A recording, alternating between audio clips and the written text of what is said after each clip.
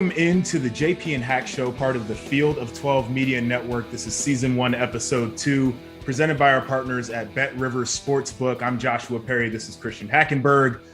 We are the source on everything Big Ten football, and we got an exciting show coming up for you. We're going to talk a little bit about week 0, some of the reaction there. We've got a great guest, Nicole Auerbach, who's going to be coming up to talk with us. And week 1 is finally here. So we're going to give you some breakdowns, a little bit of a preview of what you're going to see in week 1. Christian, you ready? I'm ready, man. I'm ready. I'm excited. All right, let's roll. So segment 1, we've got Nebraska, Illinois.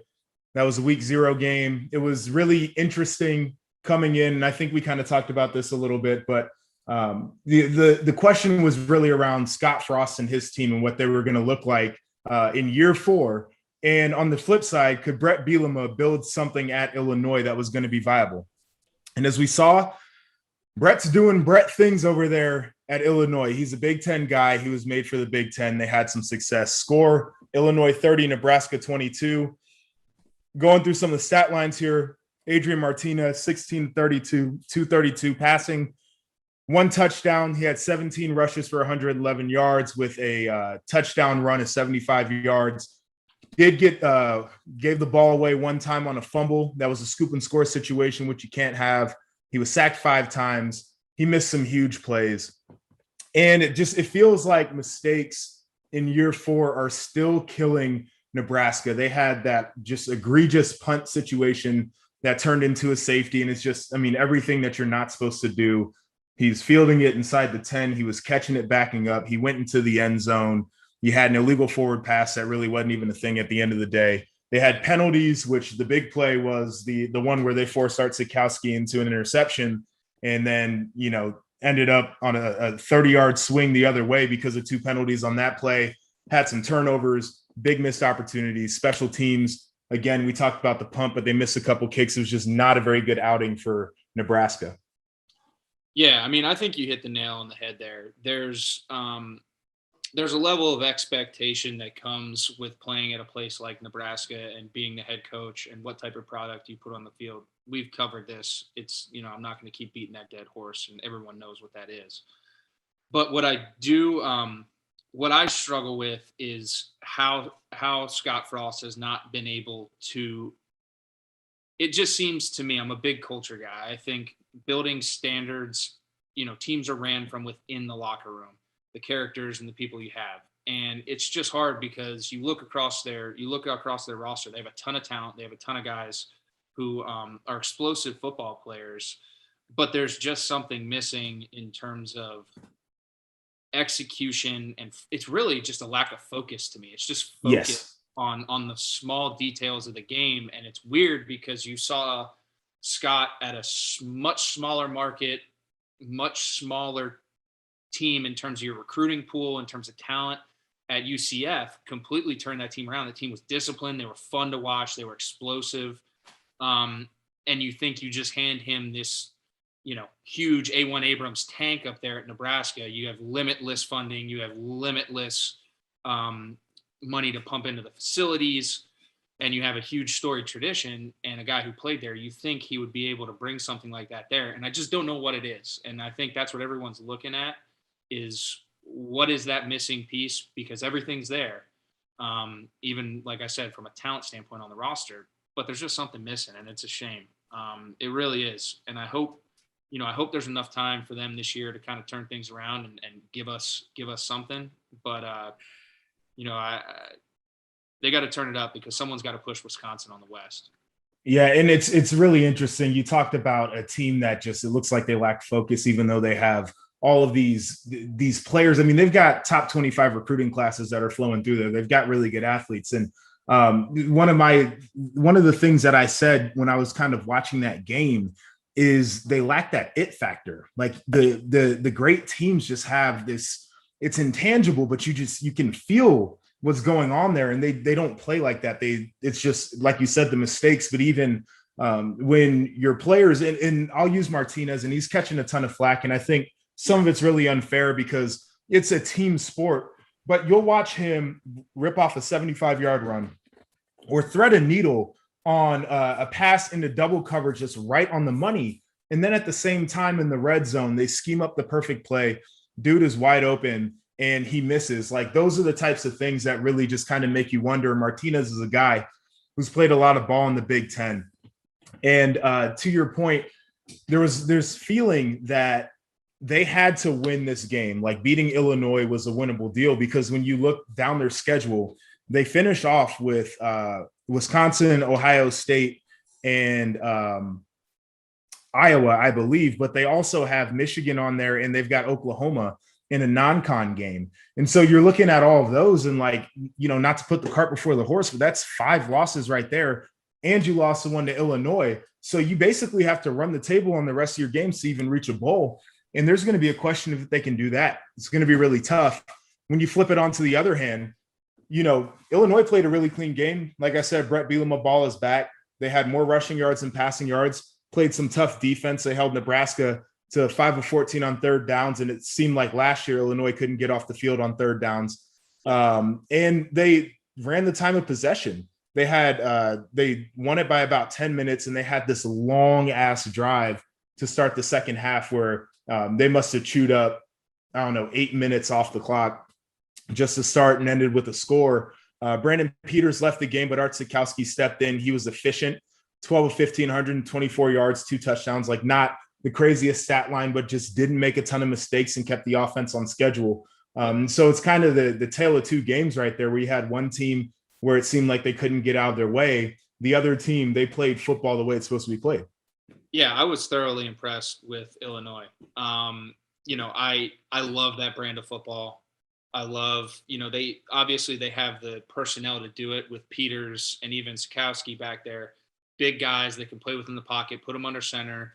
And the one thing you noted was being able to run the football. I think that's a massive part. It makes the quarterback's job easier. And I think that's what allowed Art to step in there and just he didn't have to go win the game to a point that you made. He just needed to go in there and facilitate the football, keep the team on schedule and move it.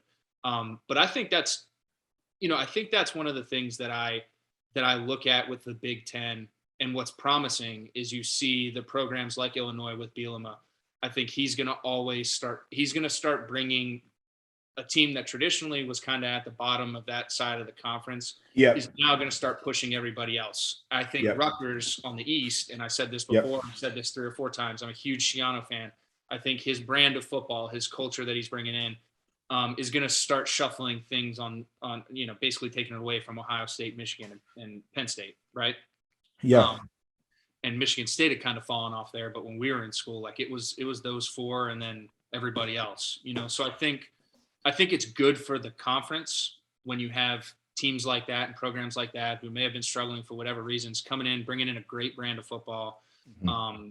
To me, I'm a fan of that style of offense, and seeing guys put good product on the field and pushing everybody else. I think it's good. Unfortunately, Nebraska was on the wrong end of that. And you kind of just said it, like the floor, it feels like is rising in the Big Ten when you have a Rutgers that's going to have a sold out game on a Thursday night, which is really impressive. And like you said, in Illinois, which, they a decade ago made some noise, like 2007, but since then that's still getting nightmares about that as a young Ohio State fan. But like they're even rising their level. And I mean, you can even point to programs like a Northwestern, which is not a traditional powerhouse, that's made Big Ten championship games over there in the West. Like that's where you start to get excited about the direction of the conference. One of the places you're not excited about is the direction of this Nebraska program as it is right now. What are your thoughts on how you get that thing put together the right way? They got a new AD in there in Trev Alberts, and he's a big culture guy. Like, how do you get that program? And they're not going to be a national title program more than likely, but how do you get them to a place where they were a decade ago, where they're playing in a Big Ten championship game? Right. So something that I touched on, I believe in consistency. I believe in consistent messaging. And when you look at Nebraska, they've had 5 coaches in the past 22 years. Mm-hmm. Turnover, 6 with Barry Cotton being an intern for a game, right? So there's been turnover in that program. The Bo Pelini exit was not on the best of terms. And I think it was unceremonious. Yeah. And at the end of that, it was just, I think they were struggling, right? So I think if you're Nebraska, you need to look at it as, is Scott our guy?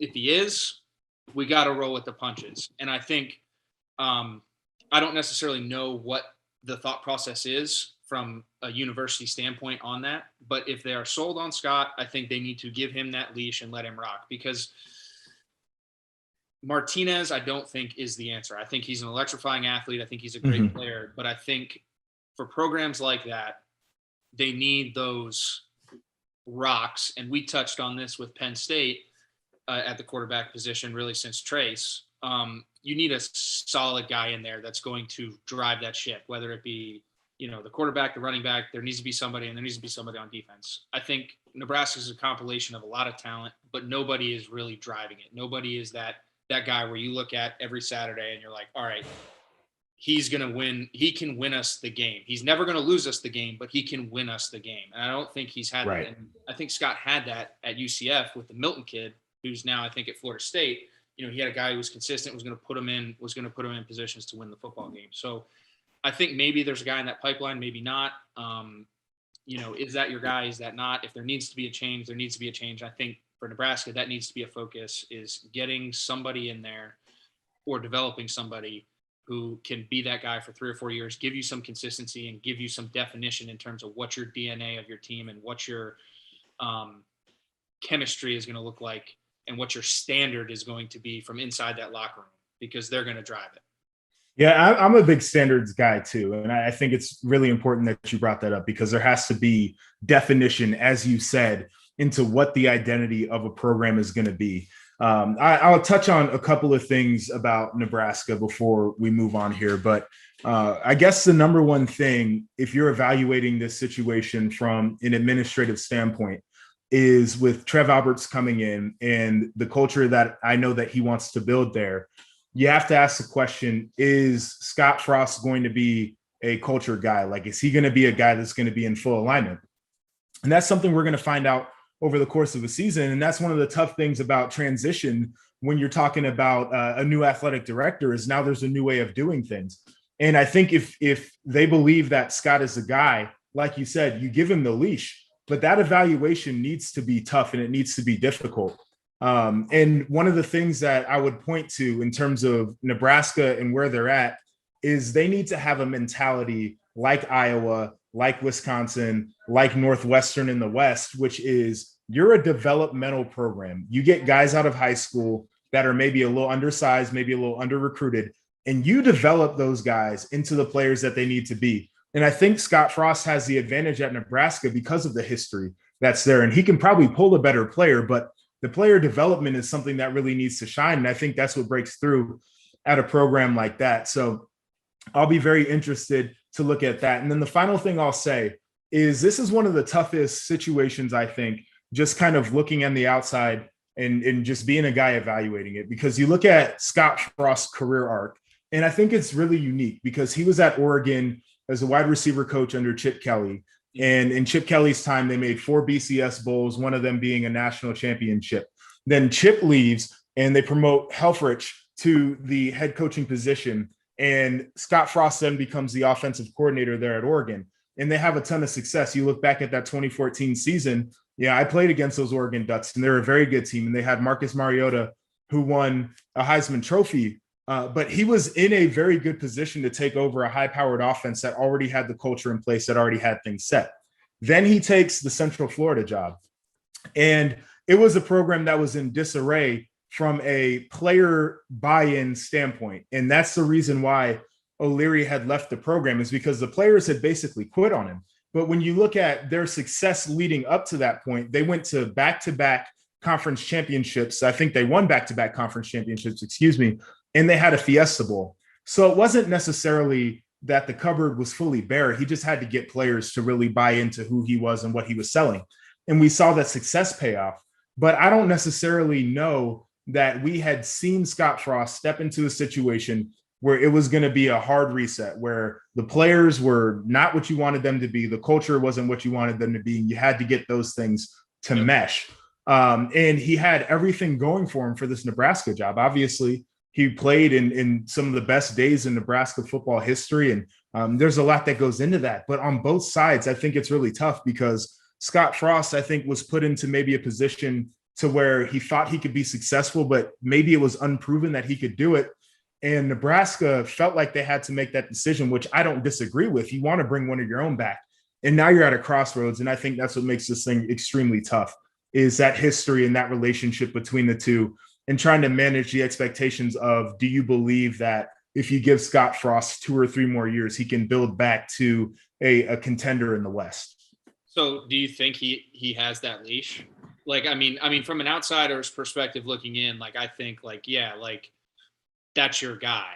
You know what I mean? Like, I think, yes, like, if you have any semblance or any experience in that world, like, you could sit there and say, like, you could make excuses as to why you would give Scott Frost that leash, as opposed to name anybody else that steps in there. You know what I mean? Do you think it's as long? Like, I want a hot take. I want a JP hot take here. I want to know if it's as long as everyone thinks it is. So this is what I'll throw out there is I think they're going to give him every opportunity to make it better and mess it up through the rest of this year. And whatever that looks like at the end of the year, I think that's what the evaluation is going to be based on. And there are some factors that play into it. We kind of ran down the rest of their schedule. It's going to be difficult. But there are some of those marginal things that you can look at to see signs of improvement. Your quarterback does not turn the ball over and his play enhances, and your team plays with more discipline. They play with more energy, all those different things that can happen. But I think the mindset is going to be of, if he gets the program looking like it's in the right direction, he's going to get his chance. If the rest of the year looks like what we saw in week 0, I think it's going to be really hard to recover from. That's my thought process. Yeah, I think they need to pull. I think he needs to put 2 signature wins together this year. Yep. Yeah, I mean, if you pull the upset against a couple of those teams that are out there, which is gettable, like I said, it's not like they've got a terrible roster. They've got some guys. I know. If they can do that, it becomes a completely different story. But if you go out there and the games that you're supposed to lose, if they're not even competitive, that's what's going to be disappointing. Yeah. I think he hasn't even had a signature win there, right? I mean, he's got 12 wins in 3 seasons, like, so it's hard to have a signature win. There hasn't been like a stamp there where like people could even hang their hat on, oh, well, you know, we at least got X, you know what I mean? Whoever. Right. And that's the toughest part about it, man. Yeah, it's been lackluster. And I feel for the players in the program more than anything else, because it's difficult being in a place for 3, 4, or 5 years. And, you know, it's just not happening the way that you had dreamt of it. So yeah, we'll see where it goes from there. Be interesting to watch. Before we get into our interview with Nicole Auerbach, let me tell you about our sponsors over at BetRivers Sportsbook. If you haven't signed up yet, BetRivers is offering a $250 match bonus for your first deposit. But what sets them apart from everyone else is that they require just 1 playthrough to turn that bonus into cash money.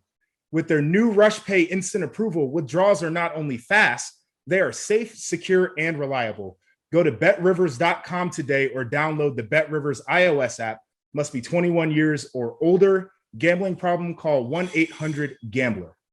We are pleased to be joined by our first guest on this podcast, Nicole Auerbach, good friend of mine, senior national college football writer for The Athletic, SiriusXM host, Big Ten Network contributor, also National Sports Writer of the Year. Nicole, how are you doing? Well, I'm doing better after that introduction. Thank you. Yeah, you got to give you the long intro because you got all the accolades. So many jobs, too many jobs. Well, I'm in the same boat. I can appreciate that. We're glad to have you. Obviously, through last year, I think you proved that you're one of the most locked in people when it comes to college football, specifically the Big Ten. So it's good to get some of your perspective, and I'll dive right into it on this alliance deal. And I know you were a part of the press conference, got to ask a question or two there, but what do you make of this alliance that the Big Ten, Pac-12, and ACC have formed? I think it's interesting. I think there's been 2 schools of thought, right? One is that it's a whole bunch of nothing. And what does it mean if there's no signed contracts? And I think the other school of thought is, well, let's see what they're able to do behind the scenes. And I think we're going to get a first glimpse at that in the next month. there's a meeting in Chicago at the end of September about the college football playoff, the board of managers, the presidents, and the commissioners who run this thing. If this group is able to delay playoff expansion, that's a tangible result of the alliance. That's a tangible reason that this is doing something. So you have that, you have the NCAA is revising its model.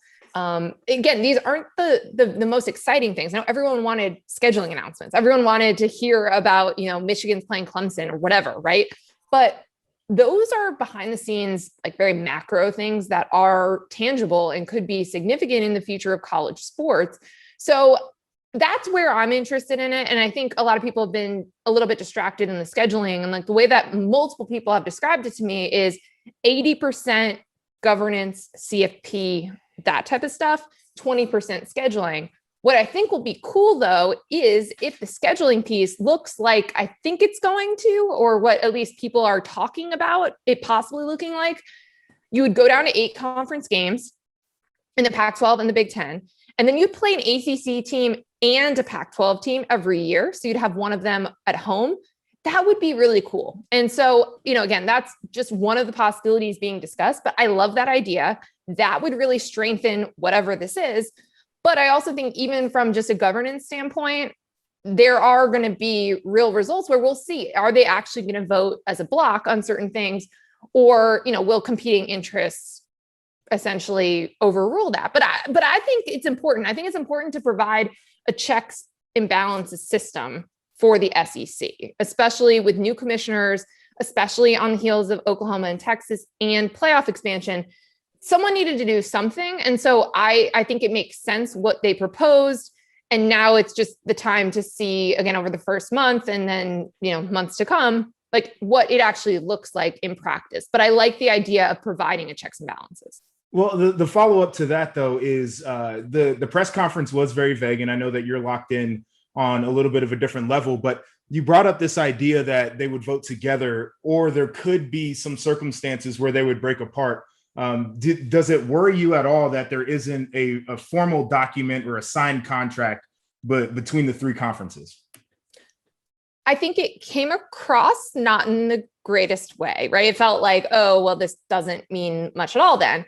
But I think if you think about it from a legal perspective, it makes sense because the whole immediately, and already the lawyers involved in the Alston case that went to the Supreme Court already jumped on it the next day anyway.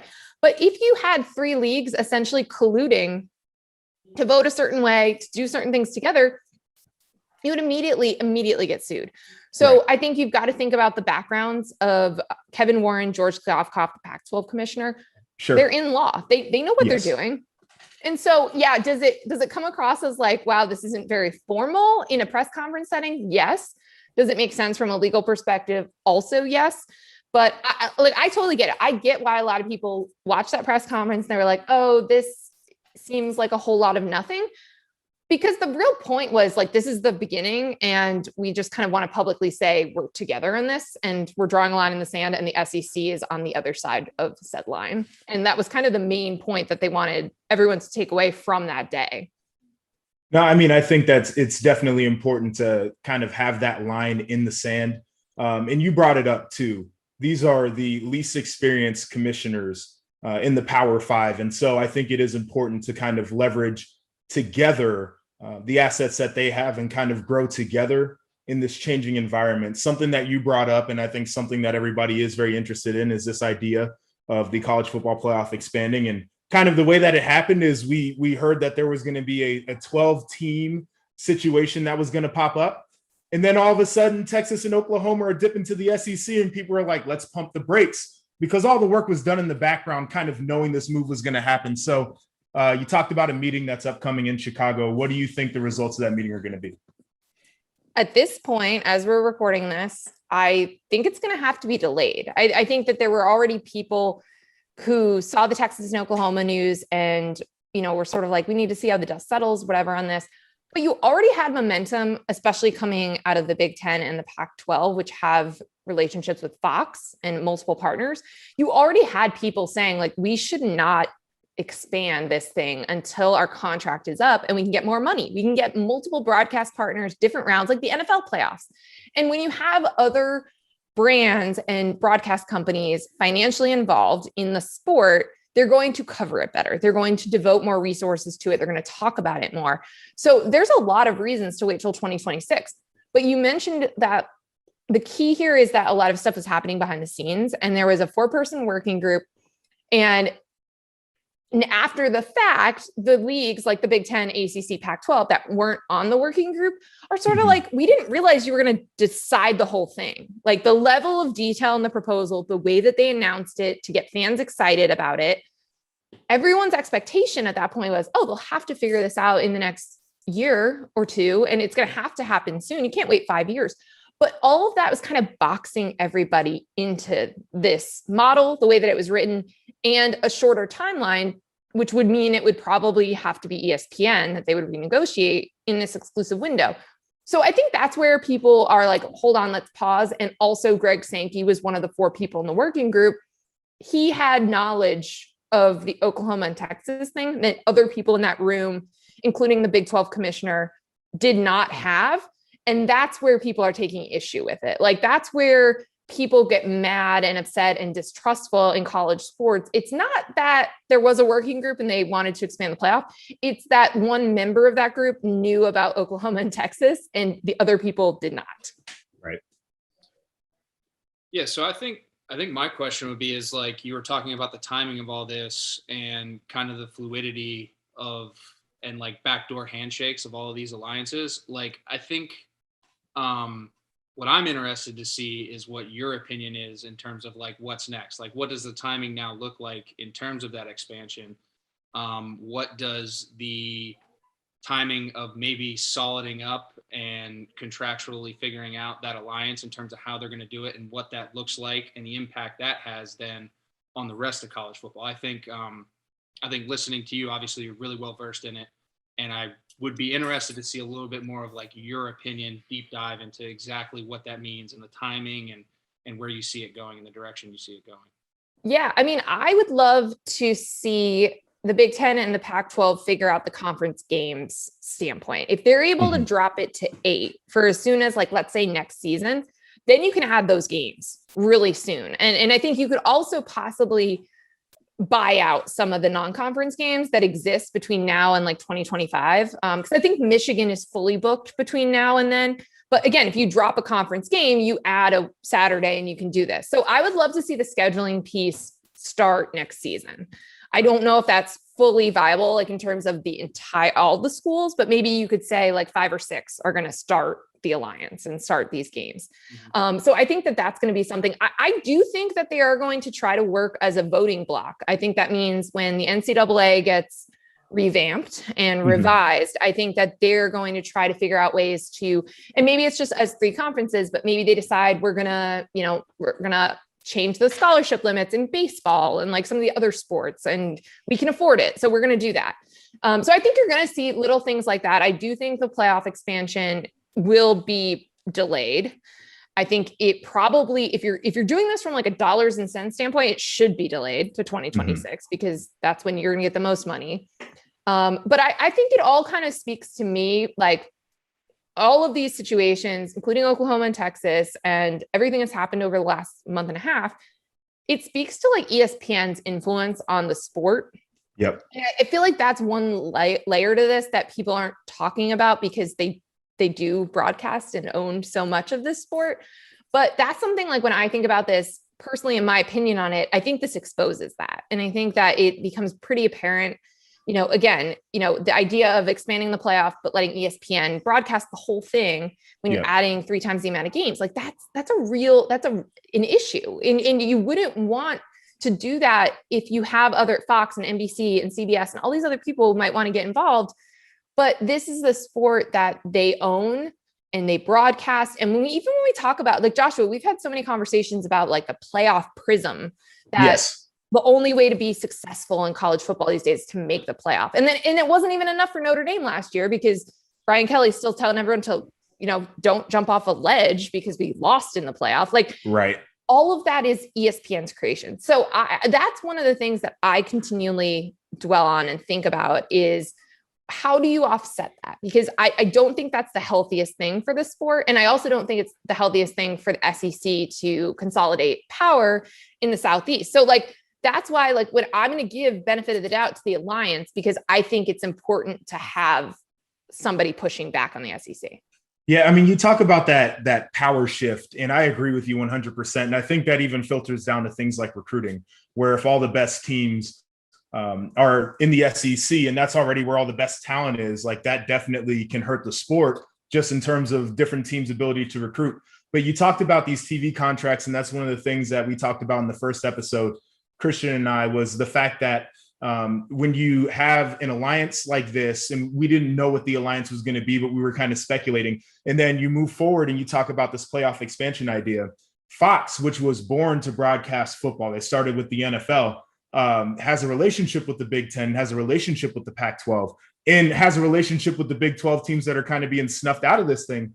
And so it does benefit them to a certain extent to try to make sure that as those conversations happen, they can get in on the action. Like you said, it's a ton of games for ESPN to handle, and it would be interesting to be able to spread those games around. I want to kind of shift a little bit, unless, Christian, you look like you had something to say. I got something. The one thing that I think is interesting is you were talking about like the health and the well-being of college football. And I think the one point that you brought up was those smaller market teams and those smaller market games, those Appalachian states and the Delawares of the world. And this was a point that Josh and I talked about last time. You know, I kind of made the comment that that's capitalism, and, you know, someone gets eaten up and that's kind of how it goes. But I think, you know, there is value to those games at times when you have the Appalachian states that beat the Michigans and the amount of reruns and stuff that you see out of that. So Nicole knows a lot about that game. That was your first game, wasn't it? As a freshman at Michigan. Yes. So she knows a lot about that one. That was actually, this is a relevant weekend too. As a matter of fact, with the Big Ten Network, that was one of their first broadcasts. It was the first day of the There network. You go. So look at us. We're bringing history into it. Full circle here. But I do want to get your opinion then. Like, what do you think happens to those smaller sub-conference teams now that you're starting to see the bigger conferences position themselves to where it's going to be like the SEC and then the Big Ten, the Pac-12, and the ACC? They're going to try to trim the fat of their schedules to be able to buff it up and be able to compete with a schedule that somebody who plays in the SEC does from a strength of schedule standpoint, and what that means for playoffs and things of that nature moving forward. So, like, what do you think happens with these smaller teams? How do we handle that? And how do you think, I mean, I personally think the NCAA is going to try to get involved with that at some level just to keep relevance. But what do you think happens with those programs? Yeah, I think it's a very valid question because, you know, if you are blocking off more Saturdays for people's schedule, you make it impossible to schedule that way. And there's a lot of reasons that people schedule those games. I mean, again, you mentioned like kind of the health of the sport in those programs, like the money that those schools get for playing those games is a big deal. It like props up the entire athletic department. And that's why you see a lot of like the Michigans of the world will schedule like the directional schools because the money stays in state. Like it's really helpful. And, you know, there's alumni bases, like there's a lot of reasons that people do this. There's coaches obviously who are worried about job security or reaching a bowl game. Like there's reasons that people schedule those games. And I think that is a real concern. It was a concern when the Big Ten and the Pac-12 went to 9 conference games. I mean, just you're taking away opportunities. And I do wonder about the playoff expansion piece in this, because if they're actually able to incentivize good scheduling, like if they say, if you lose 2 or 3 games, but they're 2 good teams, we're not going to ding you too much, you can still make the playoff. Then you're going to see lots of people, like we've seen a lot of home and homes already scheduled for like post 2025. I think you're going to see more of that. But that does become the question, like, is this just kind of that upper level of football kind of essentially breaking off from everybody else? Or do you care about those types of games and the health of the rest of the sport and these other athletic departments? Because financially, a lot of this stuff doesn't make a ton of sense. And like the way college sports is set up doesn't make a ton of sense. Like football and basketball, like subsidize everything else. The tournament subsidizes everything else for like all these other schools. Yep. Does that stuff matter to you? Like, does the idea of spreading the wealth matter? Or are you going to just be looking out for your schools from a scheduling standpoint? People are worried about declining attendance. your TV revenue, all these things. Like, does that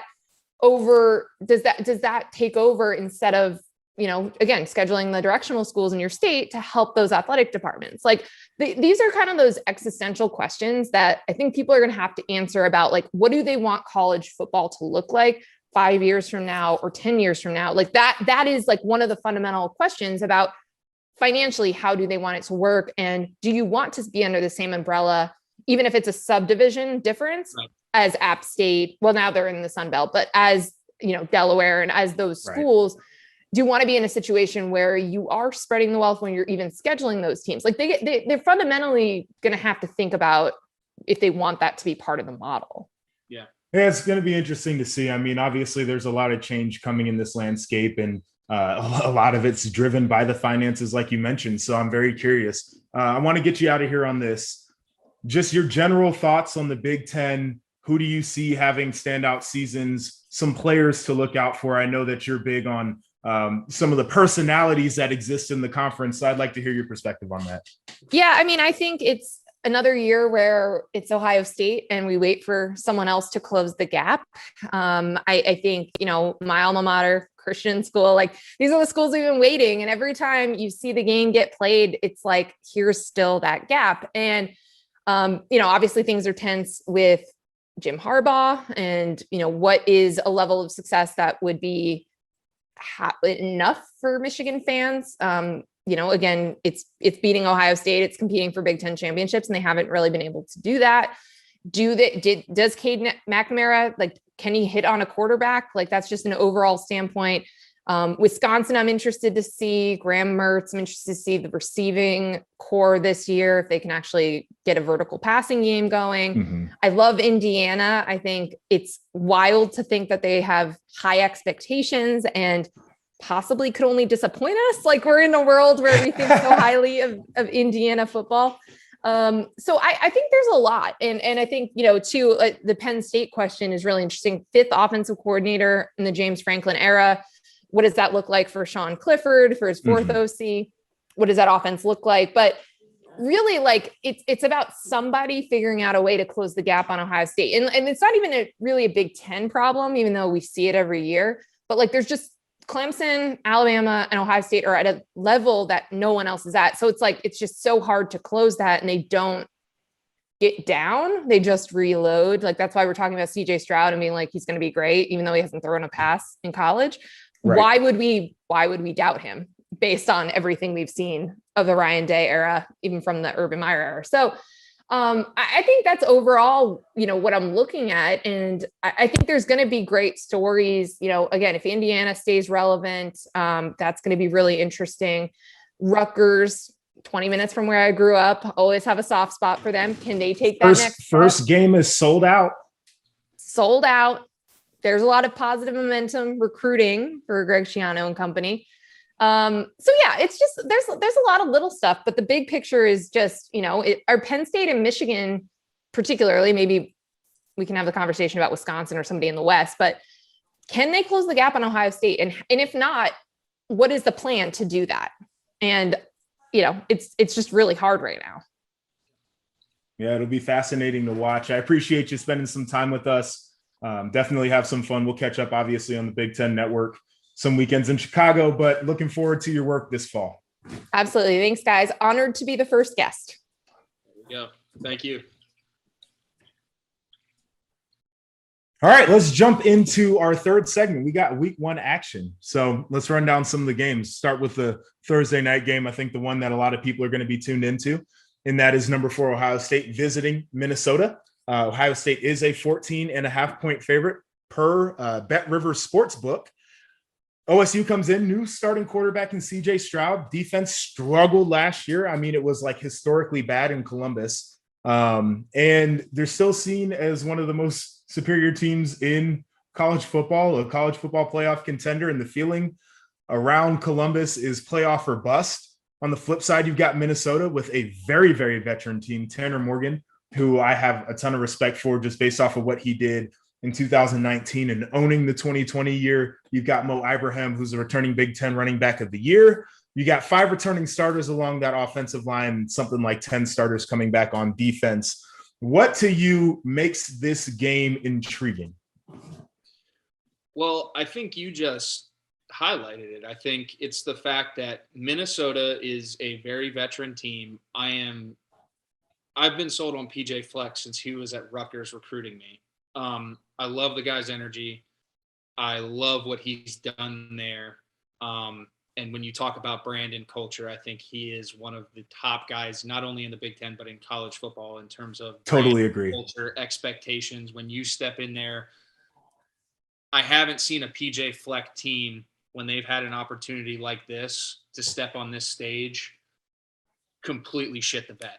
You know what I mean? He finds a way to get the kids motivated. So I think it is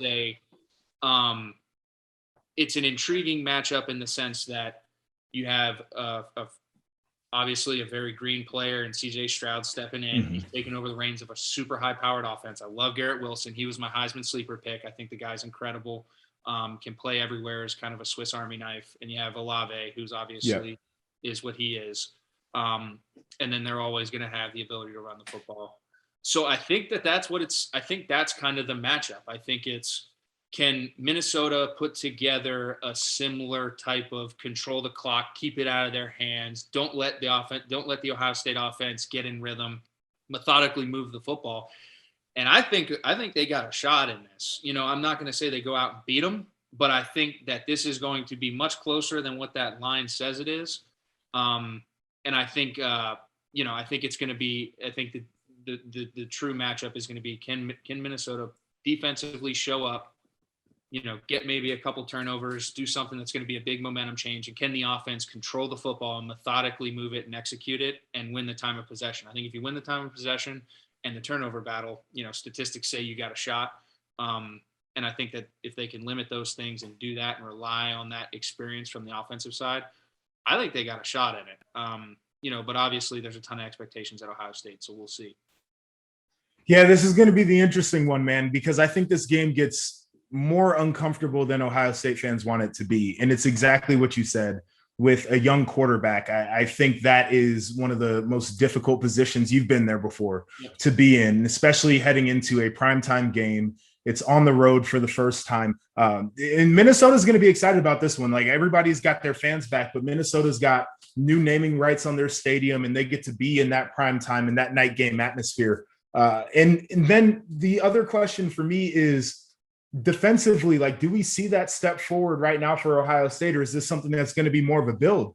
And if it's going to be a build, that's fine. But this is where the game gets hairy, because Tanner Morgan's a guy where if you let him get in a rhythm, he's going to hurt you.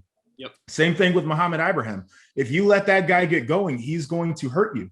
And you need to see, and this is where I think Ohio State really can gain an edge in the game, is last year I thought the production out of the defensive end position was not what you wanted it to be. And I think that really hurt the secondary. And a lot of people point to the secondary, but those two things work together. And so I think that if Ohio State's defensive line, especially at those end positions, can win the line of scrimmage in the run game, which means setting great edges, which means being playing with gap integrity, and then they can make Tanner Morgan uncomfortable. And what I mean by that is get him out of his rhythm. He likes to, it's an RPO type situation, but he's going to want to read it, and then he's going to want to get the ball out of his hands quick. If you can disrupt that by changing up looks in the back end or by getting in his face early on, I think that's where the edge really is. But I'm kind of with you on this one. I think this is not necessarily Ohio State's not in upset alert territory, but I think that this game becomes uncomfortable for a team that feels like they're one of the best in the country. I just, there's something about this Minnesota team that's really, really exciting to me. So we'll see that Thursday night. It's real easy too for Ohio State to start looking ahead because they got Oregon next week. It is. So it is. A young team, a young kid starting at quarterback. Yeah, and it's to your point, like Ohio State is, I think, the least experienced team in the Big Ten in terms of returning production. So it is a young team, and there's something that goes to that mentality. So I think it's there's intrigue around this one. I know that a lot of people expect Ohio State to run away, but I just don't think Minnesota's a slouch. So that'll be exciting. Moving on to the next one, we got your boys, number 19, Penn State, heading to Camp Randall. You ever play there? I did. I played there as well. Last time Penn State's been there. That was it's not a fun place to play. Number 12, Wisconsin. They are a 5.5 point favorite per Bet River Sportsbook. And like you said, Wisconsin hasn't been to Camp Randall in a long time. It's James Franklin's first time in Madison. Sean Clifford on his third OC as a starter in 3 years, his fourth one since he's been in the program. But they've got a deep running back room. They've got Jahan Dotson, who's one of the best playmakers in the country. And they've got some sizable guys in the secondary defensively. When you flip the script to Wisconsin, they're going to be featuring a transfer running back alongside Graham Mertz. I think they've got more offensive skill than they typically have, and the defense is supposed to be good per usual. My thought process on this is it will be a quarterback-driven game. And what I mean by that is if Graham Mertz can be the explosive stretch-the-field guy that we saw in his debut against Illinois, I think that the complexion of this game gets really interesting offensively for Wisconsin. On the flip side, if all of the changes, and you can speak to this, but just learning a new terminology and learning a new system and learning a new play calling rhythm, if Sean Clifford can get over all of those things and he can be the gutsy, electrifying player that we know him to be, I think Penn State can really be exciting in this game. So here's what I'll say. I really like Yursich. I think he's awesome. I got a chance to talk to the guy a few times. And if I was stepping into that situation, the thing that I would be doing is I would have been meeting with Sean throughout camp, throughout spring ball, throughout every time that I could be with him, and see what he's very comfortable with. Because it's not like you have a young guy who hasn't played football. And then you can also do your homework, watch tape, see what he looks confident doing. See what he does, and don't try and stuff a square peg into a round hole. Sure. Put him in situations where he's going to be confident, especially year one. You have, like you said, you have a great running back room. You have Dotson. I think that receiving core has the ability to have another riser in there somewhere due to the amount of recruiting that Coach Franklin's done up there. But I think that's what I would do from an offensive standpoint for Penn State. I would make sure you put Clifford in comfortable situations, go back, look what he does well, and don't try to roll out this extravagant, big, this is my show, this is my system. Play within your players, make them comfortable, and let them go because they have enough experience there. What scares me about Penn State defensively is the front four. I think watching them last year, the defensive front was not as strong as it has been in the past years. Strong, you mean like physically strong or physically strong? They've went to more of the athletic, long body type guys. Yes, they have. And I'll jump in on that real quick. That was one of the things that I noticed when we went and watched Penn State practice is those guys are definitely athletes up front. Like they can move, but it's a smaller body type than what you're going to see along a lot of Big Ten defensive fronts. And so I think that, I think this is where you're kind of getting at is that direct run game that Wisconsin has lived on. Exactly. If they can't hold up against those Hogs up front in that direct run game, it could be a very long day. It's going to be a long game. And that's where I think the other element of it is Wisconsin has a kid who has shown that he can play down the field and hurt you. I don't think it's necessarily going to have to be a situation where if Wisconsin can go in there and control the line of scrimmage and to what you were saying, pound the football, then I think it opens up where you don't necessarily have to have that guy outside that is just going to blow by one-on-one coverage, do all these things. I think you're going to be able to open it up with play action and you're going to be able to manufacture shots. Oh, yeah. Taking advantage of the fact that you've been able to run the football. And that's where I don't care how good your secondary is, guys are going to be put on islands and you're going to have some plays made. So I think to me, that's going to be the interesting thing. I think Penn State from a defensive back standpoint and at linebacker, they're athletic enough. They can roll, they can go, but I think they've kind of tooled that and built that to play against the Ohio States and the teams that want to spread it out and be able to run east and west with these teams. When you get a matchup like this, it's going to be interesting. So I think that's going to be the thing to watch. And I think to your point, I think it's going to be driven by quarterback play. If Penn State can make some explosive plays, control the ball a little bit, and have it turn into a shootout, I think Penn State can run away with it. But I think the matchup's going to be the Wisconsin front, how they're going to run the football, and the Penn State front seven.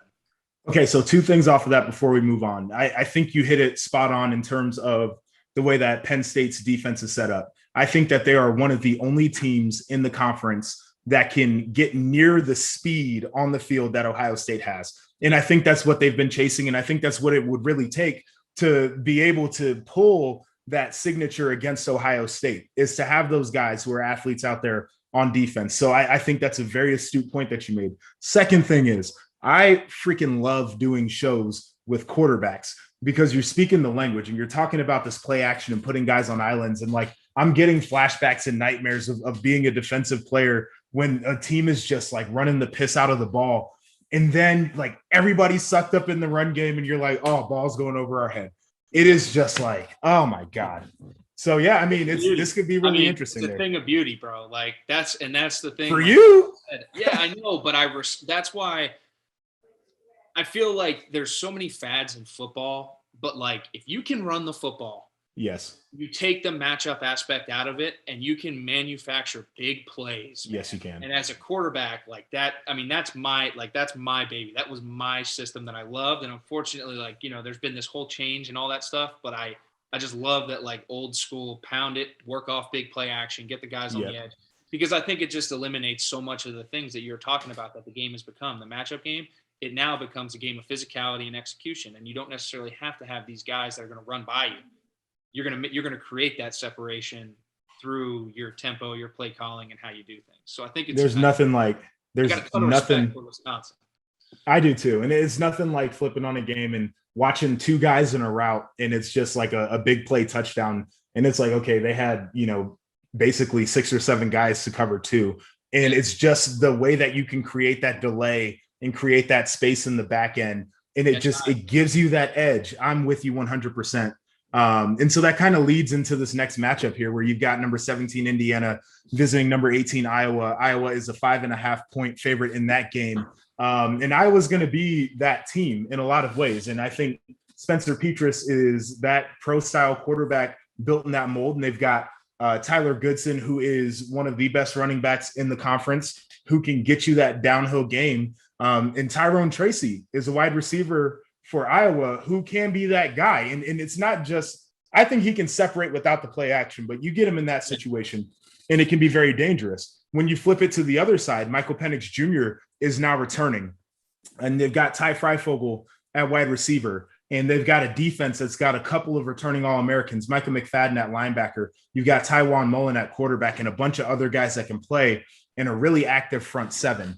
And so as I evaluate this game, this is what I'm going to be looking at, is Iowa's going to have to handle the defensive looks from Indiana. And they put it on tape all last year, but that front seven is going to be active. You never know where the blitz is coming from. You never know who's actually going to be in the rush. It's going to be simulated pressures. It's going to be 4-man rush. It's going to be 5-man go. They're going to send 6 at times, and they have to be prepped for all those looks. But on the flip side, Iowa's defense is so different, where they don't really blitz all that often. And so as a quarterback like Michael Penix, who's a big play guy, it's going to test his patience, because that's where they get you into mistakes. And that's where they can start taking the ball away, is when you start going after a defense in a more aggressive manner than they're playing you, you're putting yourself in a very exposed position. And I think that's going to be the matchup of the game. I agree with you. I think the bend don't break philosophy and just playing sound defense has kind of been something that Iowa has always done. I don't think they've ever been really complex. To me, Iowa lacked consistency outside of the red zone last year. They were the number 1 team in the Big Ten in terms of red zone percentages and conversions. So I think offensively for them, it's going to be, can they put it all together? Can they have a consistent attack that's going to keep them on schedule and move them up and down the field and give them the opportunity to do what obviously they have already done well, is score when they get chances, when they get inside the 20-25.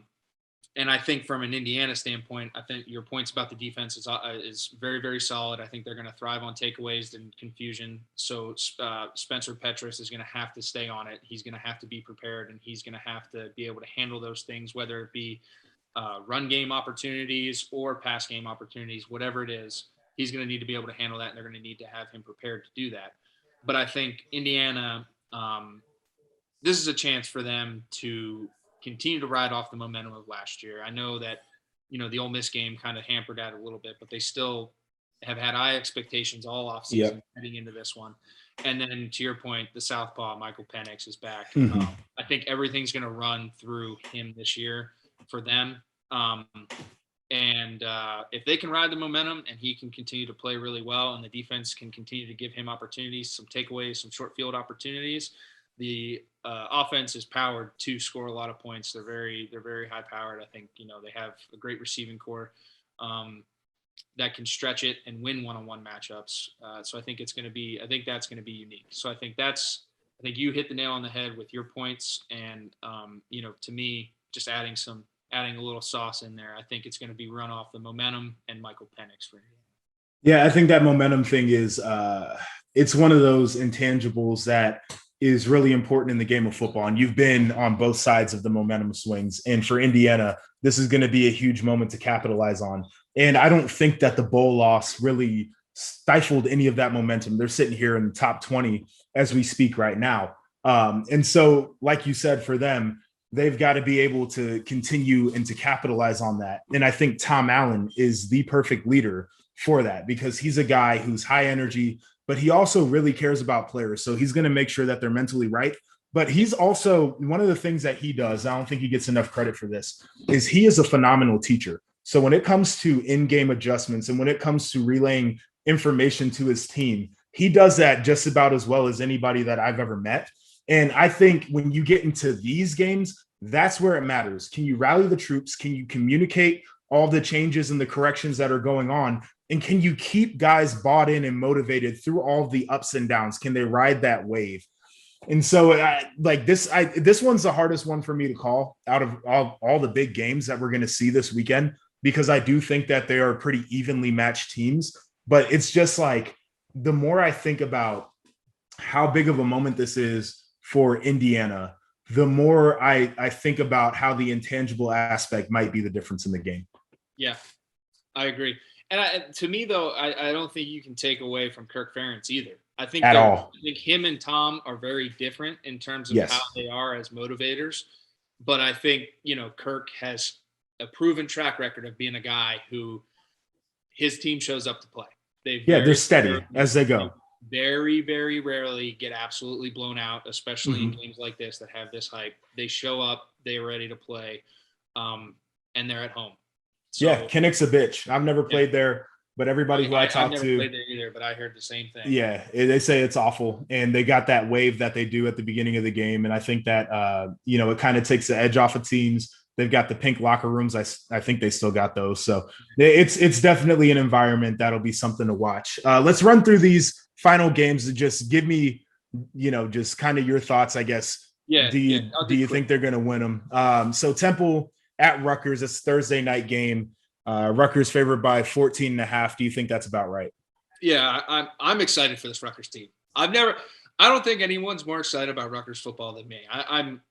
I might be up there with you. I'm with you. I love Greg. I love what he's doing. Us here. I mean, I don't know if it's this year. I don't know if it's going to be next year, but I know within the next 5 years, I think Rutgers is going to be a team that's going to make some noise. And to your point, really raise that floor in the Big Ten. Yes. I mean, they're poised to do good things. And I agree with you. A sold out stadium in Piscataway, to your point, is also a bitch. I mean, that's where we opened up for their first Big Ten game. We ended up beating them, but it was loud. It was rowdy. You get a bunch of those Jersey guys in there, they get after it. So about Jersey guys too. Yeah. So I like them too. I think that they got this one. It's going to be, again, this is a big one, just a statement coming out for their program, but I like them in that one. You've got Michigan State at Northwestern. This is a Friday night game, and this is a revenge game for Northwestern. That was their only regular season loss a year ago. I think the Wildcats have this one, and it's simply because I think they're further ahead in their program. They're established. Mel Tucker, I still don't think, has had enough time to recruit the players that he really wants, but also to build the program into what he wants it to be. It's a high pressure, high energy type of situation. I still think everybody's getting used to that. I agree. I'm with you. I'm on board. I'm a big Pat Fitzgerald fan. And really respect what he's done over the years. So yeah, I'm with you. I think Northwestern gets it done. So we've got Western Michigan at Michigan. Michigan is a 17.5-point favorite in this one. I mean, I think it's decided. Cade McNamara will be something to watch. And then they've got a new look defense with the new coordinator. They're moving to a 3-4. So I'm curious to see what that looks like. But Michigan should roll in this game. I agree. I'm excited to see if offensively they can put a very, very sound game together. I think that's what's really been missing from Michigan. And I think you look at Harbaugh traditionally, he's always had that everywhere he's gone. And I think he's really struggled to do that here. So I'm excited to see hopefully them put together something really solid and some momentum moving into the early part of the season. I'm with you on that. We've got Fordham at Nebraska. This is the bounce back game. They're favored by 40.5 points. I'm not exactly sure that game gets 40.5 points out of hand, even though it's against an FCS opponent, but this will get them back on track. Yeah, for sure. Yeah. I don't know if it's 40.5. I mean, Scott. It's a lot of points. He might try to do it. He should try to do it. He should. But yeah, I think that's a big number. It's a huge number.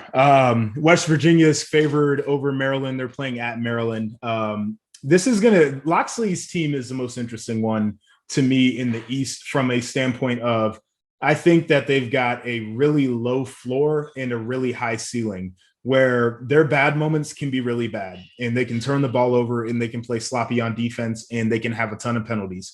But when they have that thing humming and they're playing clean football and the defense is sound and Talia Tungavailoa is throwing the ball around to those athletes, they got Rakim Jarrett and they've got Dante Demas out there. Like, they can be super exciting. So I'm curious to see how this one unfolds. Yeah, me too. I think that'll be a game to watch. I mean, I think that'll be one of those games where if you're a college football fan, like, turn that one on. I think it'll be fun. And I think you made great points about Maryland as well. I think the way they recruit, the area that they have, yes, they call home base, is such a hotbed for talent. If they're able to string a couple of years together, they're another team that could turn it around, very quickly by keeping some guys home. So we'll see what happens. No, I agree with that. We've got Oregon State at Purdue. Purdue is favored in this game by 7.5 points. This is a big year for Jeff Brom, I think, in his program, in the respect that they want to garner. And the way that I watched him coach his team, we stopped there at training camp. The word aggressive comes to mind, and that's the word that he used. That's the word all the players use. So I can't wait to see this aggression out on the field. Yeah. Who did they name Aiden O'Connell the starter there? I think it's Jack Plummer. They're going to go with Jack Plummer again? Yep. Okay.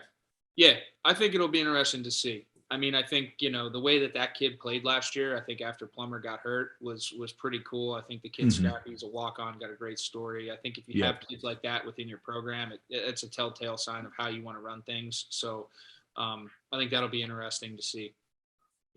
Definitely. And then the last one we got on our list to end off the show here is we got UTSA at Illinois. Couldn't find a line on this one, but I expect Brett to roll. And I'm excited again for this Illinois team. And when you run down their schedule, just these next 5 games that they have, I think they're 5 winnable games. And it would be really interesting to see Illinois in Brett's first year be bowl eligible after their first 6 games. Bowl eligible, who knows what can happen in college football. Maybe get in the top 25 for a bigger game later in the season. I think that would be sweet to be a Cinderella story. And yeah, I agree. I think they look to build off the momentum from last week, and continue to find their identity. And I think that's what's scary about that team is they played well, and I think they're still trying to hit their stride. So it'll be interesting to see.